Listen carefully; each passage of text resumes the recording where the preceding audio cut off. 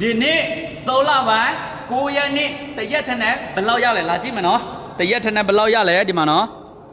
ဒီမှာနော်သူရဲ့ပစ္စည်းတွေကိုကျွန်တော်တို့ကကြော်ညာဖြတ်ဝေပေးရုံနဲ့ဒီ software ကကျွန်တော်တို့ကိုကော်မစီခတွေခွဲဝေပေးတယ်ဖြစ်တယ်နော်ဒီမှာနော်ဒီနေ့တရက်ထက်နဲ့ဘယ်လောက်ရလဲနော်1265ဘတ်နော်2025 3လပိုင်း9ရက်နေ့နော်တရက်ထက်နဲ့1200နော်မြန်မာငွေစင်းနဲ့တွက်မယ်ဆိုရင်နော်ဘယ်လောက်ရလဲတစ်သိန်းကျော်ဒီမှာဆိုရင်9ရက်စာကို14000ရှိသွားပြီနော် Oh my god တရက်ဟာကျွန်တော်အဲ့လောက်ဝင်ငွေကျန်းတော့ဗောနော်ကျွန်တော်တရက်ကိုဘတ်ငွေ1000ကျော်ရတော့ဗောနော်ဒီနေ့ကတော့3လပိုင်း9ရက်နေ့ကျွန်တော်ဒီလိုမျိုးမရခင်တော့က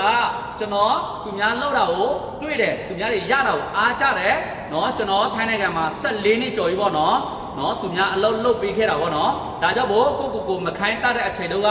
ခိုင်းတဲ့ကမှာ10နှစ်ကျော်ပြီသူများအလုပ်လုပ်ပေးခဲ့ရတယ်အခုကိုခိုင်းတတ်သွားပြီနော်ကိုယ့်ရဲ့ဖော်ရမှာဒီ software လေးတစ်ခုရှိရုံနဲ့သူ့ရဲ့ပစ္စည်းကိုကြော်ညာဖြတ်ဝေပေးရုံနဲ့သူတို့ကကျွန်တော်တို့ကော်မစီကခွဲဝေပေးတယ်ဒီလိုမျိုးတရက်ကိုအဲ့လိုမျိုးရတော့နော်ကျွန်တော်လိုမျိုးရချင်တယ်ဆိုရင်ဒီဗီဒီယိုတစ်ပုဒ်ကို call like ချဲပေးပါနော်ကျွန်တော်လည်းဘာမှနားမလည်ပါဘူးနော်ဝင်လို့တော့နော်တဖြည်းဖြည်းနဲ့သင်ယူလေ့လာရင်းနဲ့ပဲတတ်သွားတော့ဗောနော်တချို့လူတွေကငါလုံးမတောက်ဘူးငါဆက်မမတတ်ဘူးငါဖွင့်မတတ်ဘူးကိုခိုင်းတောက်အောင်သိမှာနော်ကိုမခိုင်းတောက်ဘူးဆိုရင်သူများကကိုလာခိုင်းလိမ့်မယ်နော်ဒါကြောင့်ကျွန်တော်ပြောချင်တာကတော့နော်ဘာပဲလို့သင်ယူပါလေ့လာဖို့မပြင်းပါနဲ့နော်ကျွန်တော်တို့တရက်ကိုဘတ်ငွေ1000ကျော်ရချင်တယ်ဆိုရင်စူးစမ်းပါအဓိကကတော့ဒီစီးပွားရေးကနီးပြဆရာတော်ဖို့လိုတယ်နော်ကိုယုံကြည်စိတ်ချရတဲ့သူပဲတော်ပြီးတော့လက်တွဲပါကျွန်တော်ကိုယုံကြည်တယ်ဆိုရင်ကျွန်တော်နဲ့ဆက်သွယ်လာလို့ရတယ်ကျွန်တော်ကိုမယုံကြည်ဘူးတခြားလူနဲ့ယုံကြည်တယ်ဆိုရင်တခြားလူနဲ့တော်ပြီးတော့လက်တွဲပြီးတော့သင်ယူလေ့လာလို့ရတော့ဗောနော်ကျွန်တော်လည်းအရင်တော့ကျွန်တော်ယုံကြည်တဲ့သူနဲ့ကျွန်တော်သွားလက်တွဲတာပဲနော်ကျွန်တော်ကိုယုံကြည်လို့ရှိရင်ကျွန်တော်ရဲ့ TikTok profile မှာ Facebook link ချရတယ်